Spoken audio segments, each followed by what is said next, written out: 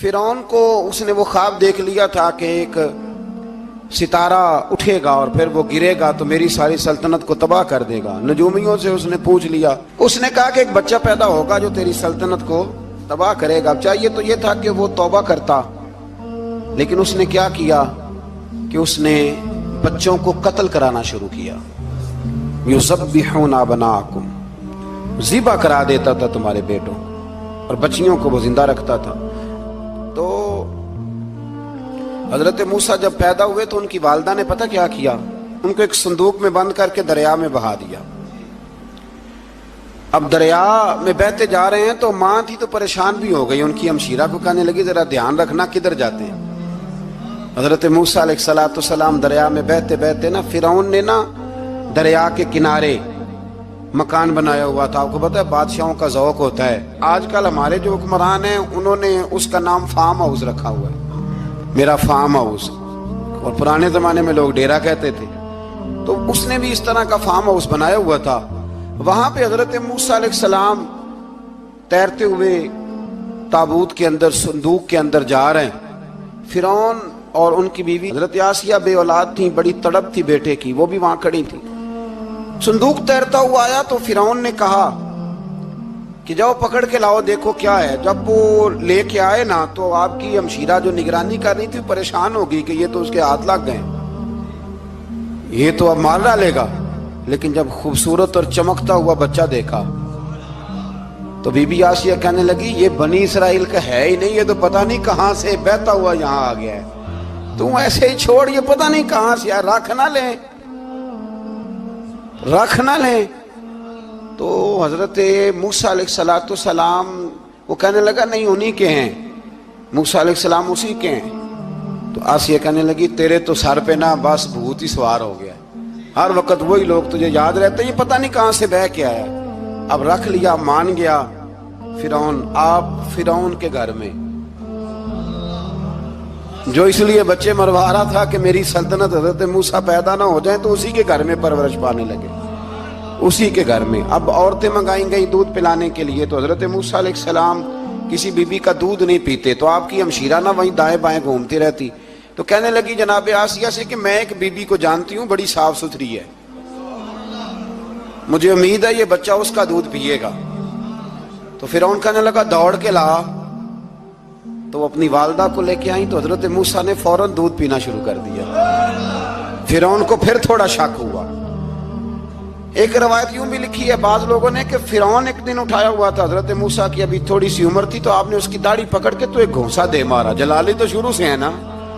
تو کہنے لگا آسیہ تو مان نہ مان یہ بچہ وہی ہے۔ تو حضرت بی بی آسیہ کہنے لگی کہ تجھے غلط فہمی ہے، یہ وہ نہیں ہے۔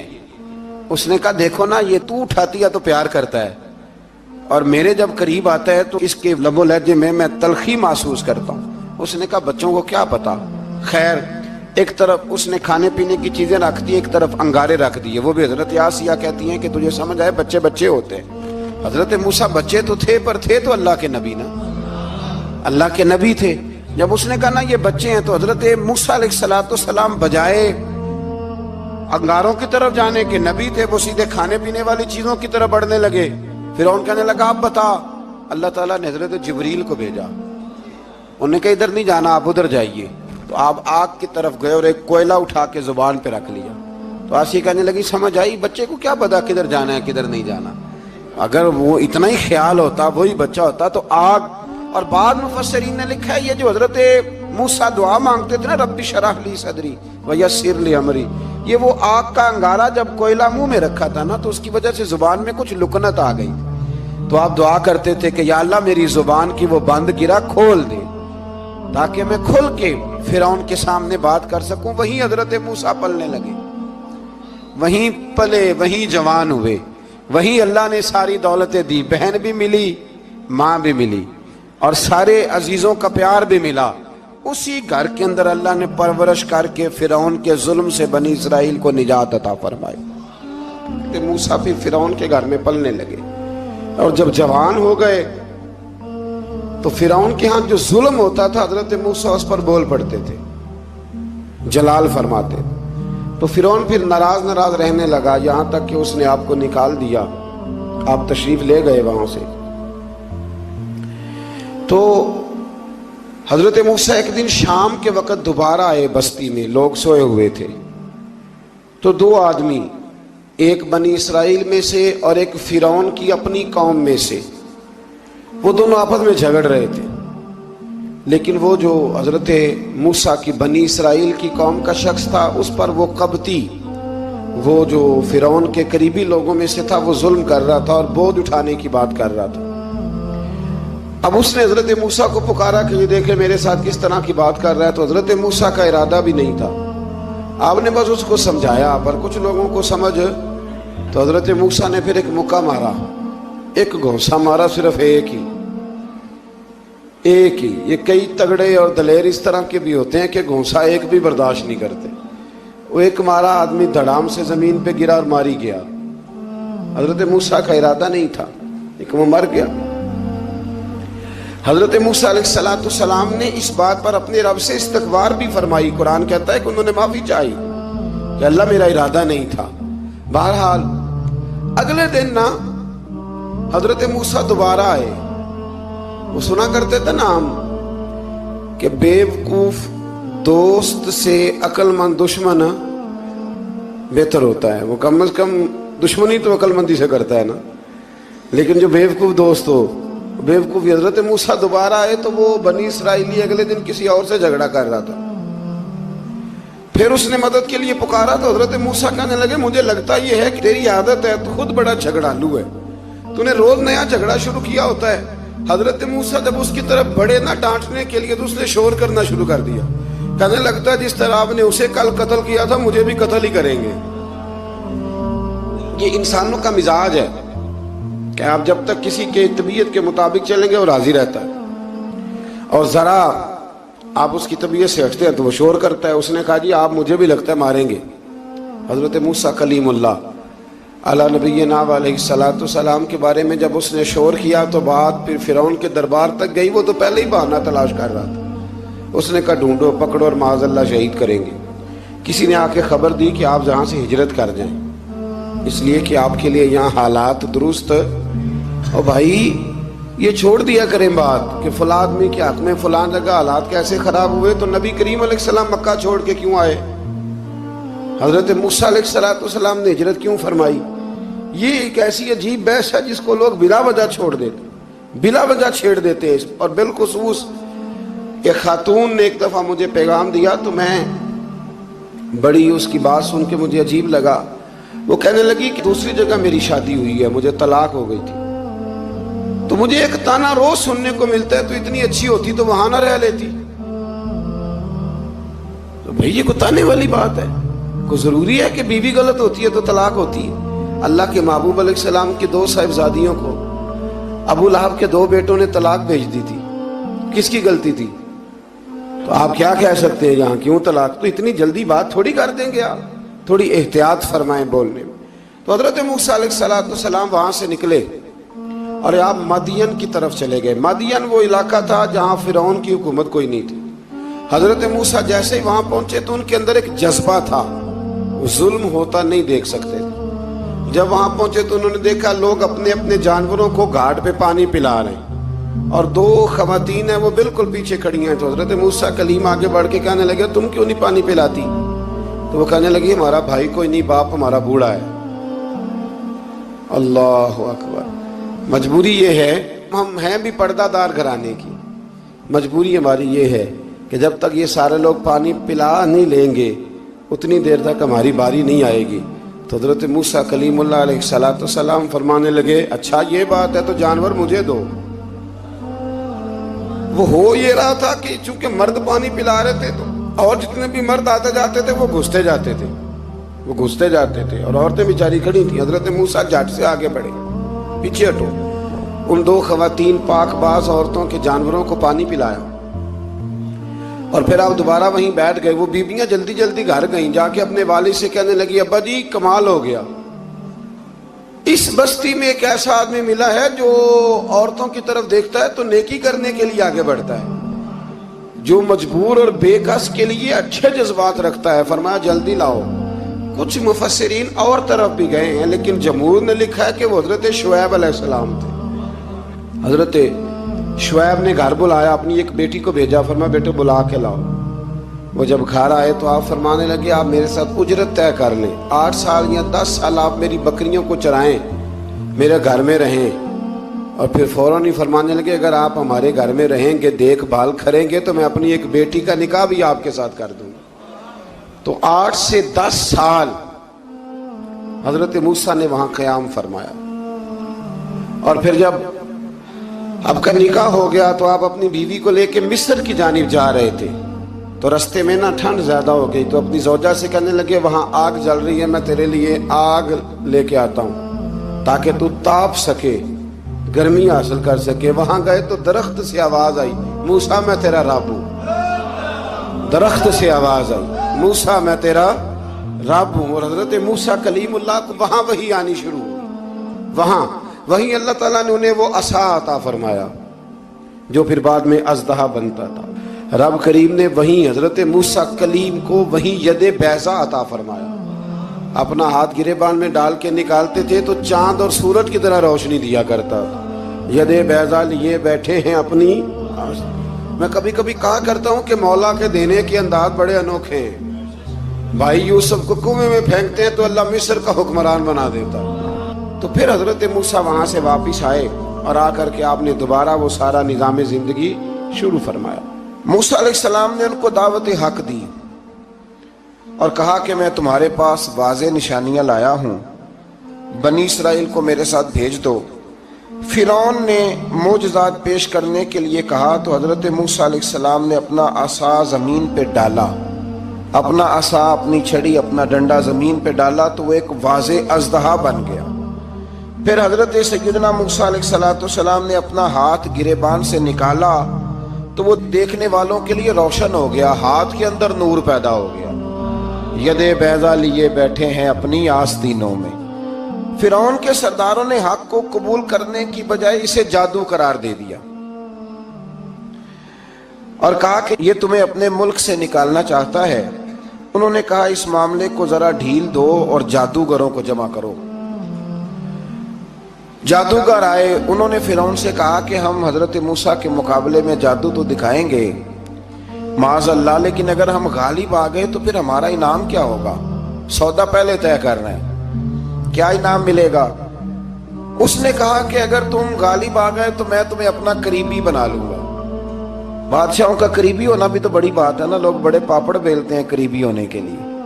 और ये जो करीबी होते हैं ना, बिलखुसूस जो बादशाहों के करीबी होते हैं, बादशाहों की तबाही का सबब भी यही लोग ही बनते हैं। ये उनको रोज खबर देते हैं कि सब अच्छा है, सब अच्छा है। और दुनिया के ज़्यादातर हुक्मरान इन्हीं लोगों की वजह से तबाह होते हैं, क्योंकि उनका खुद आवाम से राब्ता नहीं रहता। अगर वो खुद आवाम के साथ डायरेक्ट राब्ता करें तो शायद उन्हें अच्छी और साफ सुथरी चीज़ें समझने को मिल जाए। खैर, जादूगरों ने जब कहा हमें क्या दोगे, तो उसने कहा तुम्हें करीबी बना लूंगा। जादूगरों ने मूसा अलैहिस्सलाम से कहा कि आप पहल करेंगे या हम पहल करें? तो मूसा अलैहिस्सलाम ने कहा तुम पहल करो। जब जादूगरों ने अपनी रस्सियां जमीन पे डाली तो लोगों की निगाहों को सहर ज़दा कर दिया, जादू कर दिया और उन्हें डरवा दिया। उन्होंने कहा ये तो बड़ा जादू ले आए। तो अल्लाह ताला ने हजरत मूसा अलैहिस्सलाम को हुक्म दिया कि आप भी अपना आसा जमीन पे डालें। उनकी रस्सियां सांप बन गई थी ना, दरअसल वो सांप बनी नहीं थी, लोगों की आंखों पर जादू हो गया था, उन्हें सांप नजर आ रहा था। फरमाया आप भी अपना आसा जमीन पे डालें। वो असा सांप बना और जादूगरों की सारी चीजों को निगल ही गया। उनकी बहुत सारी रस्सियां सांप बनी थी, इनका एक ही असा सांप बना और सबको निगल गया। इस तरह के मोजज़े की हकानियत और जादूगरों का बुतलान साबित हुआ और फिरौनी रुसवा हो गए। जादूगर सजदे में गिर गए और अल्लाह पर ईमान ले आए। फिरौन ने उन्हें धमकी दी कि तुम मेरी इजाजत के बगैर ईमान ले आए हो, मैं तुम्हारे हाथ और पांव मुखालिफ सिमत से काट दूंगा, यानी उल्टा हाथ काट दूंगा, सीधा पैर काट दूंगा। मेरी बगैर इजाजत ईमान ले आए हो और तुम्हें सूली पे भी चढ़वा दूंगा। उन्होंने कहा कि ईमान लाने की पादाश में तुम हमें सजा देना चाहते हो। फिर उन्होंने अल्लाह ताला से सब्र और इस्तिकामत की दुआ की اس کے بعد فرعون نے بنی اسرائیل کے بیٹوں کو قتل کرنے کی اور بیٹیوں کو زندہ چھوڑنے کا حکم دے دیا۔ موسیٰ علیہ السلام نے قوم کو صبر کی تلقین کی اور کہا کہ نیک انجام اہل تقوی کے لیے۔ یہاں ایک لطیف بات ہمارے صوفیاء نے بھی لکھی ہے۔ صوفیاء کہتے ہیں کہ فرعون نے کلمہ نہیں پڑھا اور جادوگر کلمہ پڑھ گئے۔ وہ کس طرح کلمہ پڑھ گئے؟ تو کہنے لگے دراصل انہوں نے آتے ہی حضرت موسیٰ کا ادب بڑا کیا تھا۔ جادوگر حضرت موسیٰ کے مقابلے میں آ کے بھی ان سے کہتے ہیں کہ رسیاں آپ پہلے ڈالیں گے کہ ہم ڈالیں؟ آپ ایسا پہلے رکھیں گے کہ ہم رکھیں؟ تو اتنا سا ادب کیا تو رب کریم نے فرمایا جو نبی کا ادب کرے وہ بے ایمان نہیں رہ سکتا۔ جو نبی کا ادب کرے وہ بے ایمان نہیں رہ سکتا، اور جو نبی کی بے ادبی کرے وہ ایماندار نہیں رہ سکتا۔ ختم ہو گئی بات۔ یہاں ہمارے صوفیاء نے یہ بات لکھی ہے کہ چونکہ انہوں نے آتے ہی کہا تھا کہ آپ پہلے ڈالیں گے یا ہم پہلے ڈالیں، تو حضرت موسیٰ سے انہوں نے پوچھ لیا، نبی کے پوچھے بغیر پہل نہیں کی تو اللہ نے انہیں ایمان کی دولت عطا کر دی۔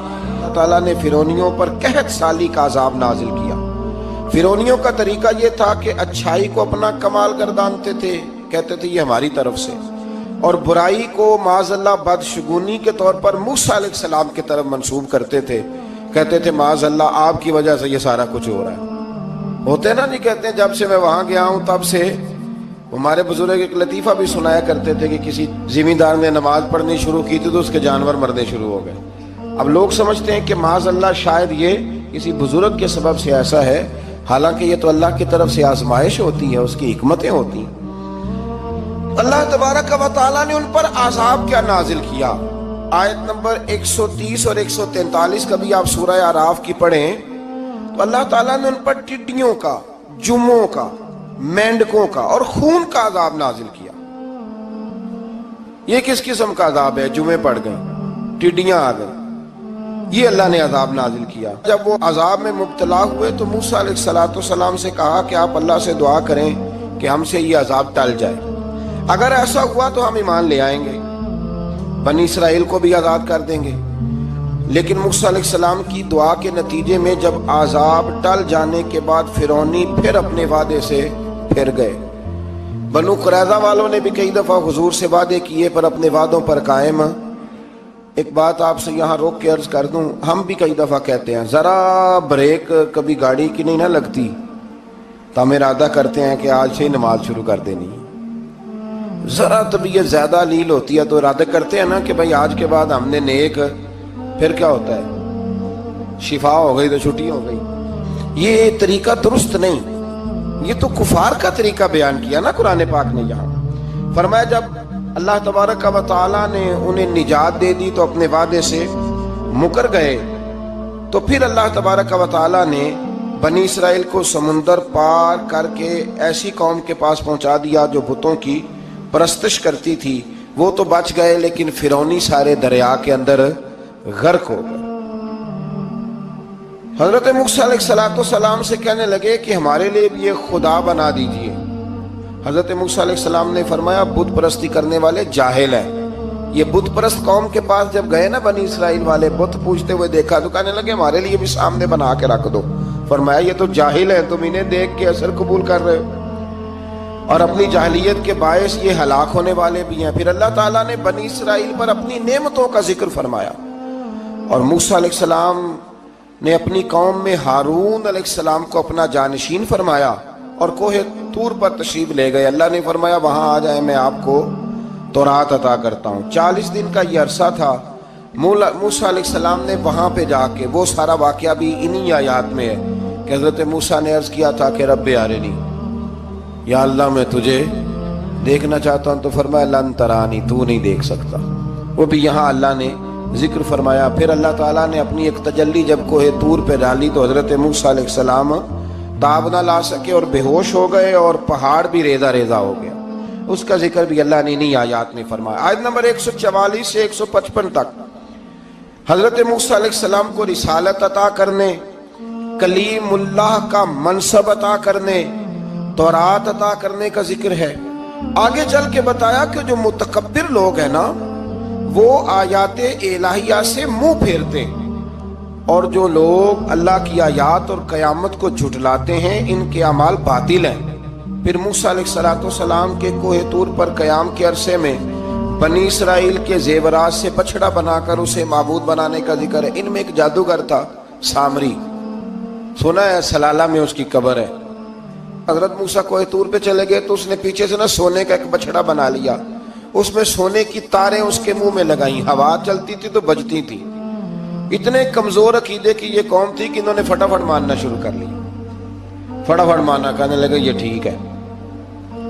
چنانچہ موسیٰ علیہ السلام جب واپس آئے تو قوم پر غصے اور افسوس کا اظہار فرمایا اور کہا میرے پیچھے تم نے ایسا برا کام کیا۔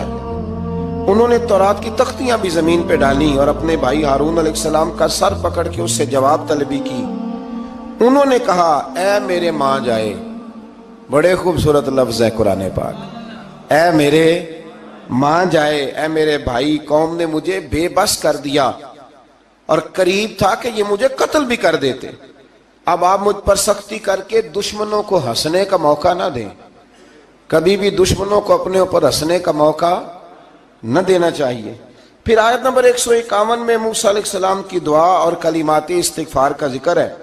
آگے چل کے بتایا کہ غصہ ٹھنڈا ہونے پر موسیٰ علیہ السلام نے تورات کی تختیوں کو اٹھایا جن کی تحریر میں اللہ سے ڈرنے والوں کے لیے ہدایت اور رحمت کی بشارت تھی۔